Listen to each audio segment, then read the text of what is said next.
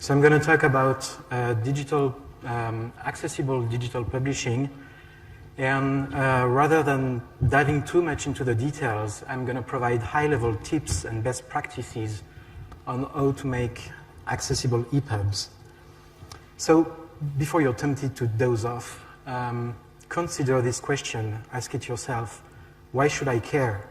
Well, picture a world where you're going to your public library or favorite bookstore only to find out that the bookshelves are almost empty. You cannot find that book reference that your best friend said was a must-read. And this is the real situation for the people with print disabilities. So if you care about equality, human rights, you'll be convinced already.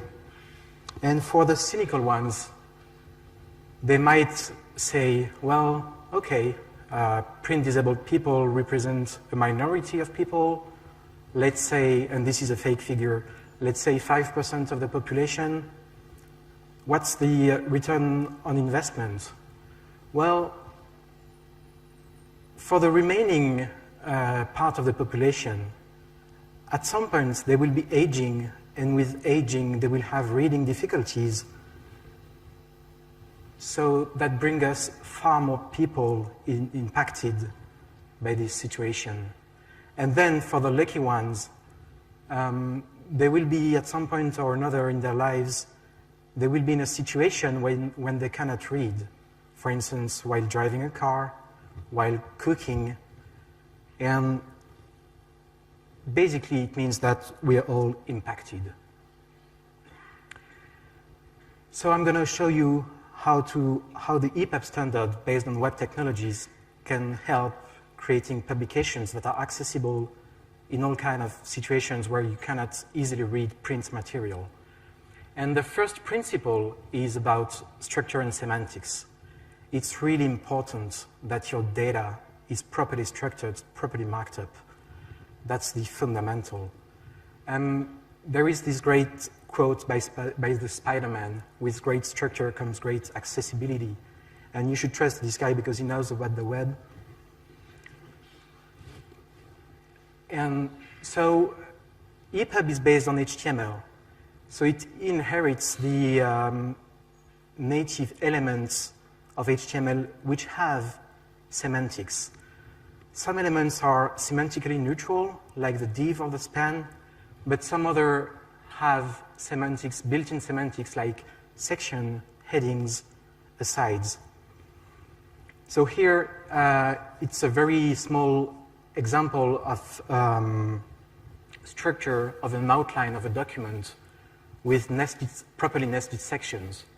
But this is wrong because you might see that there are H1 elements nested in a nested section. HTML5 defines an outline algorithms that theoretically says that, okay, that this is fine because this nested, this H1 being in a nested section, it should be interpreted as a second level heading. But in practice, the browsers and the accessibility tools do not implement these outline algorithms. So this H1 should be an H2. And this is one of the most important structure best practices, is to respect the outline of your documents with properly nested structures, properly nested headings, and the print disabled users will be able to navigate from heading to heading in the outline of the documents. Unfortunately, there is only so much HTML5 semantics can do. So EPUB extended these semantics using what we call semantic inflections. And in practice, this means using an attribute EPUB type to extend the semantics of an element. In this example, I have a paragraph with a note reference to a footnote. This note reference is a link. So to differentiate this link from other links, we inflected with the EPUB type note ref. So the users will, the reading system will know that this is a note reference, And associated to this node reference, there is a footnote. Here we put it in an aside HTML element with EPUB type equal footnote. Two interesting things here. First, the use of the aside. Because in HTML, aside has the semantic of representing content that is outside of the main reading flow.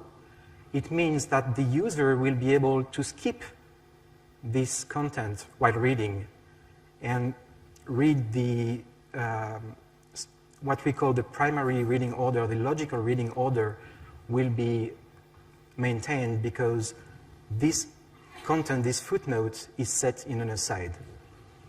The other interesting part is that with the footnote semantic inflection, the reading systems will be able to use this extra semantic information to provide more features, additional features. For instance, in EPUB readers, it's common that for footnotes or rear notes to provide kind of a pop-up interface. When clicking on the note reference, the footnote appears as a pop-up, so your reading flow is not interrupted. So we see here that some features that can help with accessibility are also make for better usability for all readers. A caveat, though, don't overuse semantics. I think you've all seen on the web that some web developers use divs everywhere, primarily for styling purposes, and it's called the divitis. It's a bad disease. And with the new HTML5 semantic elements, people tend to have sectionitis as well. So it's worse, actually, because they're using semantically important elements everywhere, even when it doesn't make sense. So in order to have real proper sense in your markup, please use these semantic elements where it makes sense. The second aspect of the second best practice is about navigation. That's one of the top features of EPUB, is that it's easy to navigate directly to any point in an EPUB. For that, EPUB has a navigation document which basically contains a set of nav elements which are semantically inflected. The only required such navigation element is the TOC, navigation, the table of contents. And the tip here is that it should be as comprehensive as possible. Even if you do not want to display the entire table of contents to your user, please use it, please add the entire navigation structure in this element. In case you don't want it to be displayed, to be rendered by the reading system, you can use the hidden attribute, and it will prune off the branch from the rendering. There are many other navigation elements that can go into these navigation documents, and one that is particularly important for accessibility is the page list. It's very frequent that a digital document has a print equivalent.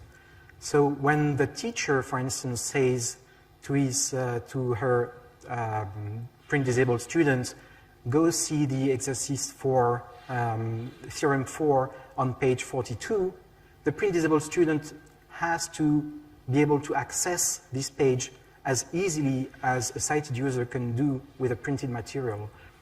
So in your content, you can mark up the print page breaks using this kind of elements with an EPUB type equal page break. And then in your navigation document, you add a navigation of type page list, which contains a flat list of all the page references.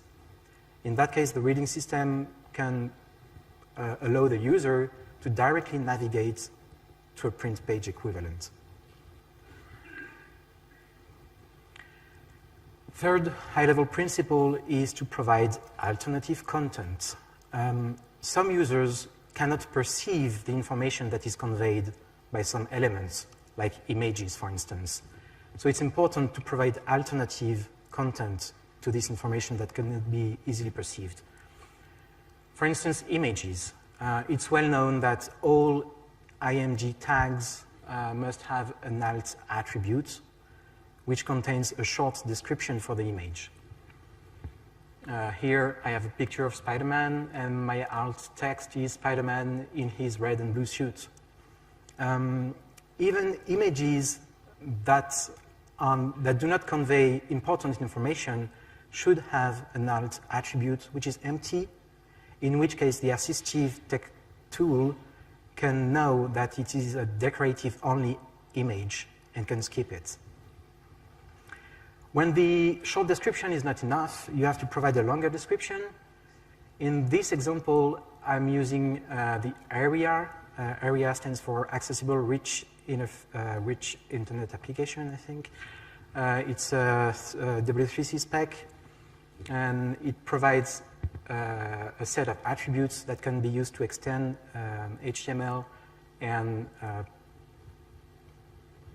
in this case, it says that this image is described by the element with ID Spider-Man, which happens to be a paragraph higher up in my document. So when the assistive device encounters this image, it can say to the user, well, there is a longer description, and it can read directly the other paragraph. There are other ways to provide longer descriptions. For instance, another way is using native HTML5 semantics of figure and fig caption. And again, a caveat, not everything is an image. Be very careful not to render tables, diagrams, formulas with images. There are better structures, better markup to do that. Use HTML tables. The user will be able to access the text within the cells. Use SVG for diagrams. You can have a better description in SVG. You can possibly experiment with, for instance, rendering an audio of a line graph auditorily. If you use MathML, again, there are built-in ways, attributes to provide alternative content for the formula. So it's better for all this kind of information to use the markup that are made for them rather than images.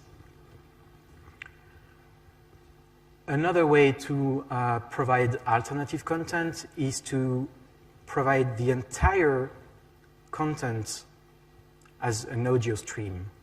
In EPUB, this is called media overlays, and it relies on the SMILE language, which is a W3C developed language, XML, that basically synchronizes audio tracks with the text in the EPUB content documents. So for instance, in this very simple media overlay document, I have a sequence of elements, each element being a par, which means it plays its contents in parallel.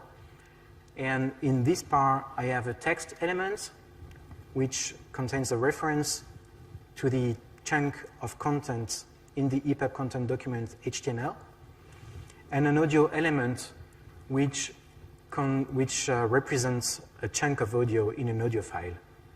So for the media overlays enabled reading system, it knows that when the user navigates to these elements in the HTML, it can play this chunk of audio. So basically, you can hear the text while reading the content. I'm going to show a quick video of a reading system using media overlays to render text. Tales from Shakespeare by Charles and Mary Lamb. Preface. The following tales are meant to be submitted to the young reader as an introduction to the study. Following tales are meant to be submitted to the young reader as an introduction to the study of Shakespeare, for which... So here you can see that the text is read along with highlighting.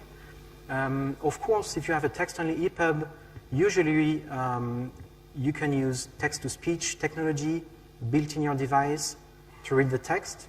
But with media overlays, you can use higher quality audio. You can use human narrated audio, which is much more pleasant to hear.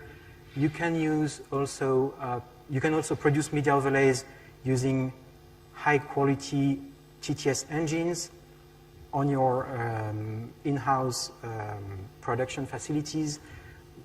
And these TTS engines are usually far more configured, fine-tuned than the TTS engines that are available on the user's device. And with media overlays, you can configure sort of things like the reading speed, the highlighting color. You can also navigate through the audio chunks, going from one sentence to another, rather than navigating directly to the EPUB. You can, if you're in the middle of reading an aside or a section, you can usually move out of this section to read to continue reading the next one. So it's really a way to provide accessible content to the print disabled users, people who cannot see, people who have difficulty understanding content. It's also very popular for children literature and for learning material.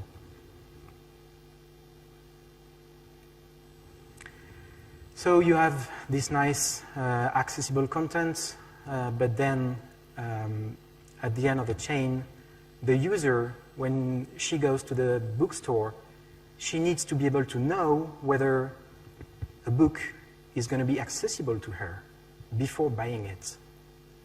And this is where metadata is really important. With metadata, you can say, my book has this, and that accessibility features.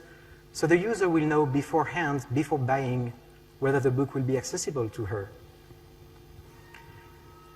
There are several metadata vocabularies. One popular one is Onyx, and it contains a set vocabulary for the accessibility features, which is called code list 196. And the way to provide Onyx metadata, to associate Onyx metadata to an EPUB, is via a link element in the EPUB package document.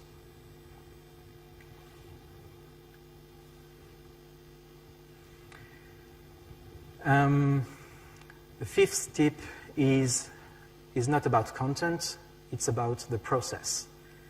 When you want to deliver accessible content, you have to think about it up front. It's not after the fact, after you published your book, that you test it with the quality assurance team and say, well, this is not accessible, okay, I'm going to fix it, and this is very costly. Accessibility is a usability issue, mostly, and it doesn't make sense to produce something that is not usable only to fix it afterwards. So the usability, the user experience has to be part of your process, have to be part of your design from the get-go. You need to plan for it from the early steps of the process. For instance, it's highly recommended to use a data-first workflow rather than start with a visual design, export to crappy markup, and then try to fix it. It doesn't work. You have to bring in experts, if possible, people with disabilities in the process that will give you precious hints. And again, you don't need superpowers like the Batman. He doesn't have any, but he uses the right tools, right?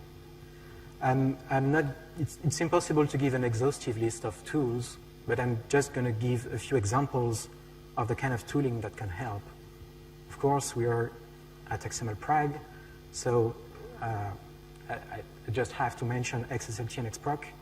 We've seen yesterday with the Transpect, for those who attended the Transpect tutorial, that it is a very effective solution using XProc in combination with XSLT to process markup and implement a digital publishing workflow. And it helps with accessibility because it's structured data oriented. And in this modular process, you can add steps that progressively enrich your markup, improve accessibility. The DAISY consortium, who hires me, works on two tools, notably Toby and Obi, which are audio editing tools. They can import an EPUB, and with these tools, you can record audio in the EPUB and produce media overlays. You can also import existing audio and use the user interface to synchronize the existing audio with the EPUB text, and it generates accessible EPUB 3. Another interesting tool is the MathML Cloud. It's a tool that has been developed by Benetech in the US. It's available as software as a service. And basically, it's a web service where you can upload content, math content, in MathML, in LaTeX, in ASCII Math, and it generates the MathML for you. It generates the alternative description of your formula for you, and also PNG files, SVG files, and then later you can retrieve this content and include it in your EPUB. Final tool that I wanted to mention is Aeneas. It's a script which is also deployed as a software as a service, but you can install it locally, which is developed by Alberto Pettarin, an Italian developer. And it automatically synchronizes existing audio, pre-recorded audio, with text. So basically, you give this script text and audio, and it will return a list of markers that maps chunk of text with chunk of audios. And then from this list of chunks, you can easily generate smile documents to produce media overlays. Very convenient. Finally, I wanted to mention an initiative that will be kickstarted in Baltimore at the end of the month. It's initiated by the DAISY consortium, and it's called the Baseline for Born Accessible EPUB 3. And the idea is to provide guidance to publishers in order to help them making accessible EPUB. We'll try to agree within the actors of the ecosystem, publishers, EPUB producers, EPUB reading systems, accessibility specialists. We'll agree on a baseline of recommendation for what is the minimum set of accessibility features that is required. And it will be a broad project, including the development of accessibility checking tools, guidelines, and so forth.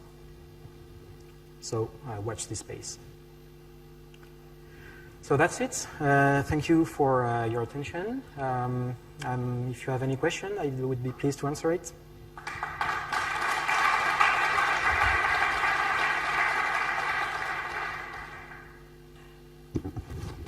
Thank you, Romain. So we have my microphone. Yeah. Stephen Pemberton, CW Amsterdam.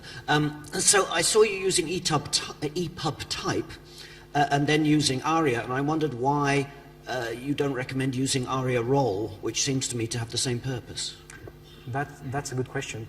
Basically, the primary reason is that at the time the EPUB 3 specification was developed a few years ago, the ARIA role, the ARIA specification was not extensible. So there was a set of role predefined, but you couldn't extend it. In between, the IDPF, DAISY, others joined a collaborative effort at W3C in the digital publishing interest group, and one of the goals of this interest group is to work with ARIA to be able to extend this list. They did so. There is a first working draft providing an extended vocabulary for ARIA role for digital publishing. And in the next version of EPUB, EPUB 3.1, which I'm going to talk about tomorrow, it's recommended to actually use these ARIA role attributes. Thank you. No, that's okay. Hi, Jim Fuller, MarkLogic. Thank you, Romain. That was great. More of a comment.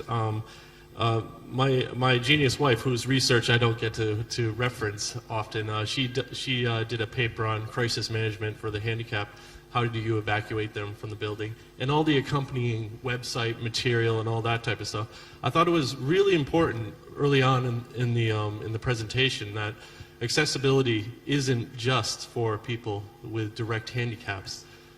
In her research, she found that much of the aging population benefits, and also usability in general. So it's not just about you're making clear work for everyone doing this. Exactly. Thank you. Yeah. Any other comment or question? Yeah, up there.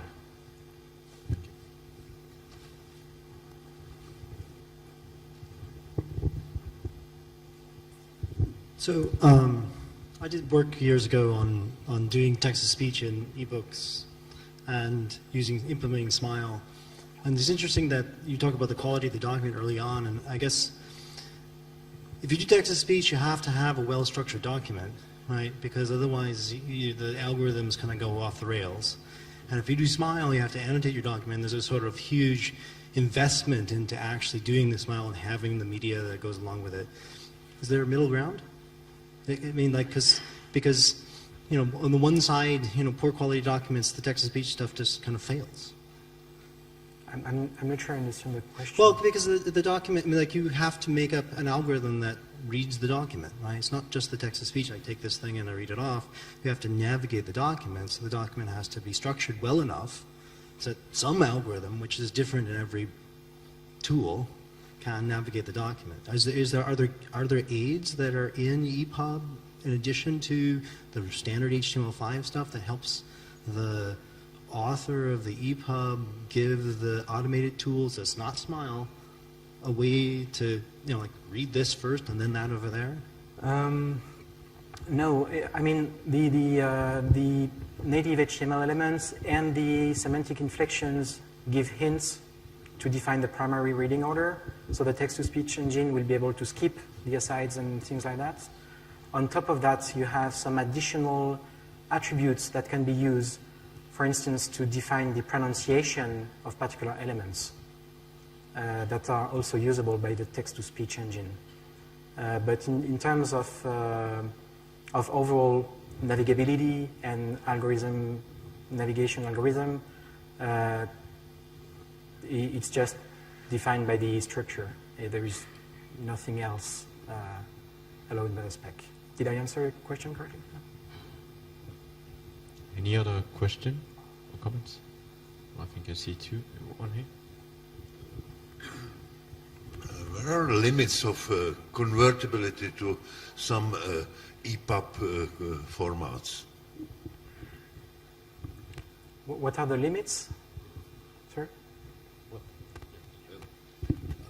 Whether there is convertibility, whether it's possible to convert your format, HTML, to other EPUB, electronic publishing formats like EPUB. Well, yeah, what I presented is EPUB. It's not HTML. I mean, EPUB is based on HTML. So, yeah, you can convert from HTML to EPUB, and then when you have your EPUB, if it's properly structured, if it has rich enough information, it can be repurposed into other languages. So you can use possibly the EPUB as a source to a conversion pipeline which will produce PDF, plain web, whatever. Probably I have another question just to complete this. Is there a specific language that we could use that generates accessible EPUB, like Dogbook or TI or whatever? Well, any language that contains rich information, rich markup, makes things easier. So there are available converters from HTML or subsets of HTML, which are more constrained than the generic HTML. There are converters from data. There are converters from Dogbook. There are converters from DTBook, which is a DAISY format. So yeah, basically all the input formats that are semantically rich and properly structured are easy to convert into accessible EPUB. Do you have any idea how these accessibility features are in the other e-book standards, like for instance the Mobi format that Amazon uses? Well, not really. That's outside of my area of expertise. For one thing, the Amazon's formats are proprietary, so there are not standards per se, and it's not highly specified. So they have guidelines, so you can know how they're made. If you unzip a KF8 document, you can see its internals. But basically, it's about the same features as EPUB. A KF8 is based on the same technologies. Under the hood, it's HTML and some kind of navigation things. So I cannot say for sure, but yeah, it's the similar kind of technologies. Thank you, Romain. Thank you very much. Very important topic.